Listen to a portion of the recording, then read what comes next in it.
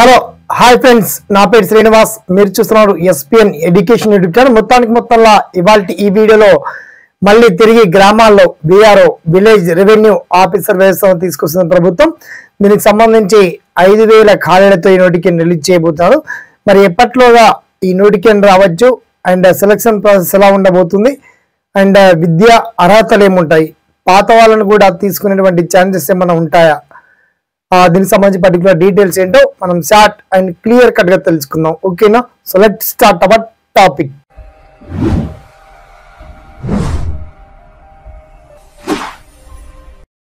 Friends, మొత్తానికి తెలంగాణ రాష్ట్రంలో మళ్ళీ విఆర్ఓ వ్యవస్థ రద్దు అయిపోయింది. మొత్తానికి తిరిగి ఈ విఆర్ఓ వ్యవస్థను అంటే సంక్రాంతి ఫెస్టివల్ కన్నా మళ్ళీ తిరిగి ఈ విఆర్ఓ వ్యవస్థను నిలబెట్టాలి. మళ్ళీ గ్రామాల్లో విఆర్ఓలు ఉండాలని చెప్పేసి ప్రభుత్వం ముందుకు తీసుకొచ్చింది. అయితే మొత్తానికి దీనికి సంబంధించిన నోటిఫికేషన్ మాత్రం మనకి ఏ క్షణమైనా రిలీజ్ అయ్యేటువంటి ఛాన్స్ ఉంది. అయితే విద్యా అర్హతలు కనీసం ఇంటర్మీడియట్ పాస్ అయితే సరిపోతుందని చెప్పేసి తెలియజేశారు. తర్వాత దీనికి సంబంధించిన సిలబస్ చిన్నగా ఒక 100 మార్క్స్ కి ఎగ్జామ్ అనేది కండక్ట్ చేశారు.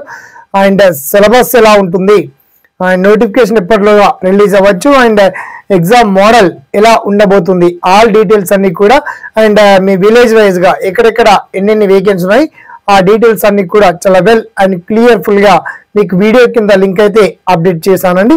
వన్స్ ఈ నోటిఫికేషన్ రిలీజ్ అయ్యాక ఆ నోటిఫికేషన్ PDF తో పాటు అప్లికేషన్ విధానం, దరఖాస్తు చేసే ఫార్మేట్ డీటెయిల్స్ అన్ని మీకు ఎక్స్ప్లెయిన్ చేసి మీ ముందు ఉండే ప్రయత్నం చేస్తారు. మాక్సిమం అయితే ఈ విఆర్ఓ నోటిఫికేషన్ మాత్రం మనకు అప్ కమింగ్ సూన్ లో ఉంది.